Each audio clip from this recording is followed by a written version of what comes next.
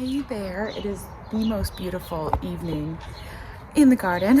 I am out here actually to talk about some seeds with you, and I'm gonna hide, I think, over here in the garden shed, just so that the wind doesn't hopefully interfere with the sound too much. It always gets windy here in the evening, so let me set the camera up and then we're gonna talk about seeds, which, you know, one of my favorite things. All right, so this is not a usual time that I order seeds, although it's always a good time in my book to talk about seeds. And I do occasionally put in an order around this time of year if I see any of those really good sales, you know, Mother's Day, Father's Day, any of the summer holidays. Seed shops tend to have some like free shipping deals and sales. And so around Mother's Day, this particular seed company that we're going to talk about today had like a free shipping deal. So I figured, you know what, I'm gonna go ahead and order some. And I started with two of my like all-time favorite seeds, and then I just picked up some other fun stuff that I'll share with you as well. So I don't really have too many seeds that are on my like must grow list. I tend to try a lot of new things and just, you know, to kind of enjoy the variety that brings. But there are a few varieties that have kind of started to become like must grow varieties, or at least varieties that I always want to have seeds of, just want to have in my stock for the garden. And so two of these I actually always get from Seeds and Such. I'm not affiliated with this company, but it's where I get these two seeds. And when I saw that they had a deal, I had to pick up because I used up all of my salad bush cucumber seeds when I planted up that mini kitchen garden bed container. And I've talked about these a few times, so I'm not gonna like go into too much detail on this particular variety, but it is my favorite like container style, smaller vine style cucumber. Super crazy high yields. Like, you'll be shocked at how many cucumbers are on this plant. And it's the variety of cucumber that is like self-pollinating, so you don't need to worry about pollinators, like a greenhouse variety cucumber, which is nice. And they will just produce and produce. I've grown them even like in this kind of like part shade sort of area in my garden, and they did fabulously. And I've had some issues with cucumbers in the past, so they have earned a place in my heart. But if you are looking for like just a fantastic container style, the birds know when I water out here, and so they always come down. If you're looking for a fabulous container style variety cucumber, check out these salad bush cucumbers. And I haven't been able to find them at many seed companies. There are a few different kinds of these like dwarf style, you know, smaller style cucumbers. So there's like the salad more, I think, and then there's another something salad cucumber, but salad bush cucumber is the one that you want, and that's one that I love. And so I've always got my seeds from Seeds and Such and had great luck. I think I had 100% germination with the ones that I planted out there this year, and yeah, so I just had to get a restock on those. And then the other seed that I restocked that's like tried and true favorite are the Juliet tomato seeds. You can find Juliet seeds at a few different seed shops, but I know, for example, like Johnny Seeds has switched out now. I think it's Verona, which is the like their improved version. So I mean, maybe I'll have to try that if it's like the improved version. But I love the Juliet tomato. I grew them. They were the wild, crazy tomatoes that I grew over my arch trellis last year. Little saladette size tomato, and just prolific, like incredible, delicious. Really great texture, great taste, great yields, pretty healthy. They were one that I found stayed healthier longer. So I was growing, well, last year I was growing in the South. I was like Virginia, zone 7A. It was very hot, very humid, and they just grew so well. They did not mind the heat. They did not like lull. Sometimes I know a lot of times you'll have tomatoes kind of lull when they're getting into like the 90-degree temperatures. And for me, the Juliets, they never lulled. They kept producing the whole season long. Heat, humidity, all of it. They did not mind. They stayed really healthy. I haven't ever had like a big disease issue on them. They're just fabulous, indeterminate, great vining tomato. And when I saw that they had the Juliet seeds, I figured I would stock up, especially because you can't find them like everywhere. They're fairly common. I think you'll even see some like starry ones at big box stores and stuff, but I don't know, just a variety to keep an eye on. And yeah, I had to. Those are two, like these guys, maybe the Queen Lime Orange, like the zinnias, like there's a few of these seeds that I just feel like I want to start having this like core group of like my must grow varieties, and then I can keep buying other things to try out. But you know, for me, it has to be a very, very good seed to get on that like must grow list. And I also push my plants kind of to the limit. So you know it's good if it's surviving and producing year after year in my gardens, because the plants never get enough space or sun or whatever. There's always something that they're lacking. Okay, and then I picked up kind of a random bunch of ornamental seeds. So we're really past seed starting for this garden. We're getting here, we're at the beginning of June. None of these are like a fall garden thing, so these are not going to be for this year's garden. Probably they're going to be for next year's garden, and next year's garden also is going to be a little bit different because I'm sure you know, but I'm going to be moving again next winter, so I will be starting an entire garden from scratch next year. And I kind of bought these seeds as like a fun sort of planning for the future, hoping for the future type of thing. Whether I will get them started next spring in time to be planted out, hopefully I'll have a garden. I'll be like seed starting, well, hopefully. I'm gonna try my best, but anyways, these are for a future garden. They're just fun seeds to have, and they were kind of like cool, interesting seeds, most of them. And so I figured, well, I'll go through all of what I got, but I figured, you know what, I'm just gonna grab some of these seeds and I'll have them in my stock and be ready to go. So the first one that I picked up were Apricot Beauty Foxglove. I adore foxglove. I think there's nothing more like Victorian cottage whimsical garden than a foxglove. It's absolutely beautiful. They are so sweet and so precious, and even though they only bloom for like a sort of shortish time of the year, they're worth it, which says a lot to me because I really like, oh my gosh, someone's car alarm is going off. I hope that's not too loud. Because I really like, I like plants that produce and flower for a long time, but for me, even a shorter bloom, a foxglove is worth it. Now, what's nice about these is that these foxgloves produce at least, they say like 5 bloom stalks, so you get at least a little bit more, like a little bit more bloom, a little bit longer bloom. They are second year flowers. They are a biennial.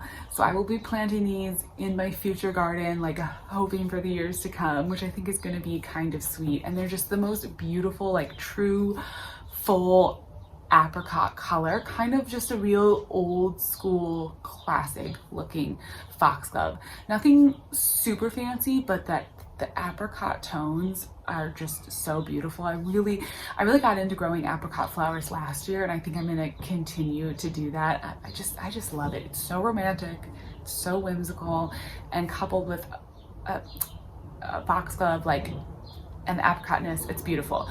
So what's nice about them is that they are a little bit bigger blooming. They're nice, big, tall, classic foxglove, but they have a few more bloom stalks, and just should be a really good producer and real classic. So I liked those, and I figured I'd get those. And then I also picked up another kind of, well, this is a true perennial. So this is a Rudbeckia Amarillo Gold. I love all Rudbeckias, Black-Eyed Susans. I love every single one of them. I intend to do a lot of perennial planting. Oh my goodness.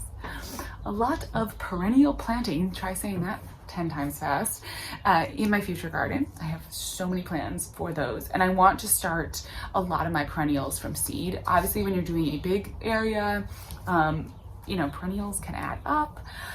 Now, starting them from seed is totally doable. It's a little bit of a time investment, but I've done quite a bit of it over the last few years, and I really enjoy picking out the perennial seeds, getting them started, wintering them over, kind of growing them on, and then planting them out. And that is my plan for my future garden. And so I very slowly started, whenever I see a really cool perennial or just in every seed order, I've sort of like started collecting these seeds for this future perennial garden over the last, like, I'd say like 2 years, once I knew we were going to be moving eventually. And so I've sort of been gathering like all these different little seeds, and this was just sort of part of that, like gathering, collecting, planning for the future.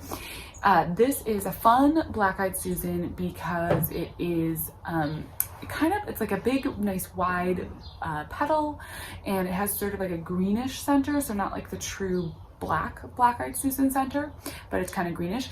It's also a very sort of sturdy, compact plant, which is going to be nice. A lot of black-eyed Susans are really wispy and kind of, they can fall over a little bit, which I don't mind. I'm happy to stake them up, like that's not a big deal, but it's nice that this is compact. It almost gives me a little bit of like daisy vibes, slightly, with it, but really, really beautiful. It also blooms earlier, which is nice. So that's the one thing about black-eyed Susans, is they kind of, they tend to start midsummer really, but these tend to bloom, they say, like weeks earlier. So if I could start having black-eyed Susans like maybe a few weeks earlier, that would be really nice. So I'm excited to have these for that future garden, and I will definitely be starting those and planting them out once we get settled in a future space. I also got, there's one other, let me grab it here. Okay, so I grabbed some Bells of Ireland too. Bells of Ireland are just, they're such a fun, talk about like that sort of cottage garden whimsical, the big stalks and the green flowers. They're just so cute and fun, and they have the craziest scent. It's if you've never grown Bells of Ireland, it's definitely worth it for the scent. Like, they're just a fun cut flower, and they are one that you plant like when I grew these last time, I planted them in the fall, and then they came up in the spring, and they were sort of an earlier blooming flower in the garden that way. And I thought it would be kind of fun to have them again for this future garden, that depending on where we're at next summer, obviously I'll be getting the garden started, but then I'll be able to plant these in the fall and like know that my second year in that garden is going to be all big and full and lush, and they're just beautiful. The one thing about them is they're really spiky, and when you see the pictures of Bells in Ireland in in vases and stuff, they've cut off all these like little outer leaves that grow, and so you just see the flowers. But what no one tells you is there's these little outer leaves that you have to kind of cut off when you're going to put the Bells of Ireland in a vase, and then they also have like really intense spikes. But this is the old-fashioned apple green, which just sounded perfect. You can get Bells of Ireland at a lot of different seed places, but again, it was like my dreams in my future garden, so I went ahead and grabbed it and packed up 500 seeds. So I will be able to plant lots and lots of Bells of Ireland, and I intend to do that. I think that'll be really fun. And I planted them in one of my first garden plots that I had, so it kind of harkens back to that previous garden, which is kind of nice. I also went ahead and grabbed another kind of classic plant, but some Pinetree giant zinnia mixes. I just wanted to grab some big colorful zinnias. If I plant anything from the seed order in this current garden, it may be some of these. Pinetree giant are huge, super tall. They're like 4-foot stalk, big old classic zinnia flowers, really gorgeous. And the mix is just that classic mix of like summer colors. Every so often it can be a little hard to get your hands. I think a couple years ago there was like a shortage on Pinetree giant seeds or something, and that's why part of like I saw them and I was like, oh, Pinetree giant. So I went ahead and grabbed a packet of them. But yeah, like if you want that huge serious zinnia, definitely check out the Pinetree giant. They're great. They're big and wild and beautiful, and so you can never have too many zinnia seeds. Then I grabbed some dahlia seeds as well. So this is the Harlequin mix. If you haven't grown dahlias from seed, if you've only been growing dahlias from tubers, I'd recommend trying out some of the dahlias from seed. They're a fun seed to grow. They're one that you have to start indoors, but for me at least, they were pretty easy to start. They grew really well. They were really happy seedlings. And then I planted them out and they did beautifully. And actually in zone 7A, where I was before, the dahlias that I planted became perennials, and the tubers stayed in the ground. They came back year after year. I have shared that I have some issues with dahlias with like the spider mites attacking the leaves. We'll see what my future garden will be like. These may just be an annual, like I plant them, let them flower one flush, and then pull them out if the spider mites get to them. But the Harlequin mix looked really fun, and I don't have any dahlia seeds right now. I used up all of my seed dahlias, so I figured, you know what, I will just grab these. Just a mix of really bright colors, kind of interesting flowers, and yeah, I thought that would be really fun in a new garden, especially just wanted to have something that's going to come up and bloom. I really didn't know much about this variety, but again, I'd run out of seed dahlias, and I saw them and I threw them in my cart, as you do sometimes. And so this will be a fun one. Stay tuned for this. And there are a lot of different seed companies that do dahlias from seed. I know we don't tend to think about it because we always think of dahlia tubers, but there's a lot of different seed dahlias varieties out there, so definitely worth looking into. I think that most of the seed dahlias tend to be more like the single blooms rather than the big huge dinner plate, like double, you know, the really roughly double dinner plates. I don't think, I could be wrong, but I don't think you can get seeds for like a big old dinner plate dahlia, but maybe you can. I don't know. All of the seed dahlias that I'll find are a little bit of those like smaller types, but I still like the smaller type dahlias. I think they're great and super cute, like the little one that I've got out there. Okay, the last two things I picked up were some foliage interest things from seed. One of them being coleus. So a few years I started growing coleus from seed, starting a lot of my own coleus, and I really liked it because again, it was like kind of an easy plant to start from seed. They grow pretty readily. They're usually pretty happy. When I first started looking for coleus seeds, all I could really find were like the rainbow mixes of coleus, and I wanted some of those more interesting leaf shapes and colors, you know, when you go to the garden center and they have the big racks of coleus and they're all like really crazy and interesting.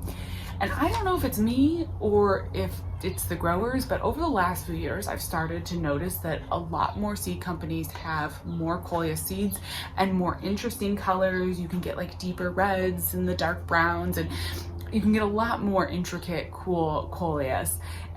Baker Creek has a bunch of fun ones. I'm definitely going to be doing an order from them and picking up a few more. They grew so well. Like the coleus in my garden last year, grown from seed, humongous, wonderful, beautiful, so much fun. I adore growing coleus from seed, and I want to put a lot of coleus in any garden that I'm in. So whenever I see fun varieties or new varieties of coleus that I haven't seen before, I just always go ahead and pick them up because, you know, it's just like one of those like scarcity things. I'm like, I don't want them to sell out. And I'm so excited to see an actual fun, interesting colored coleus that I always get it. So this is the chocolate covered cherry. And this coleus to me looks like a true like garden center variety style coleus. I don't know if that makes sense, but like if you've grown the rainbow mix coleuses, you know, they're kind of like sort of plain. Some of the new coleuses that I found from seed are just absolutely stunning, and those like they just look intense and beautiful. And the chocolate covered cherry is so pretty. So it's kind of got like this bright red in the middle of the leaf, and then a darker burgundy, and then it's like rimmed in kind of like a lime green. It's so beautiful. I think it's gonna be really pretty grown in and amongst my perennials. So last year in my in-ground garden spaces, I had a bunch of perennials, and then I put some coleus in and amongst the perennials, which kind of added, added some foliage texture interest and foliage color interest to that perennial garden space. One of the things with perennials, right, is that a lot of them, like perennial flowers, you know, if you're growing a bunch of the rudbeckias and the echinaceas, and like all of their leaves for the most part are green, so it becomes a lot of green. And although you have the flowers, just like a lot of green leaves.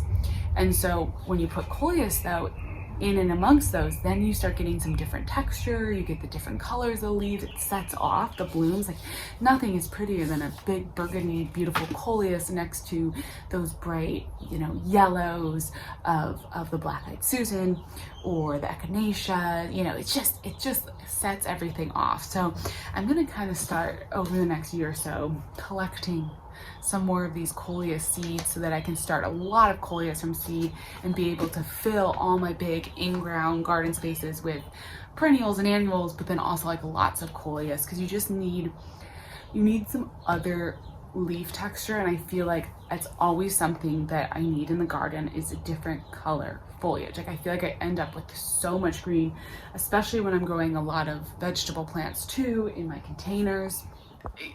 All these vegetables with all these flowers, it just ends up being a ton of green. Coleus is also a super great plant for containers. They do beautifully in containers. They get huge in containers. You will be like shocked if you've not grown coleus in containers. They do great. I've never had an issue, even with you know, the size restrictions of the growing space. I've always had my coleus do really well in containers. I just find them to be a vigorous plant.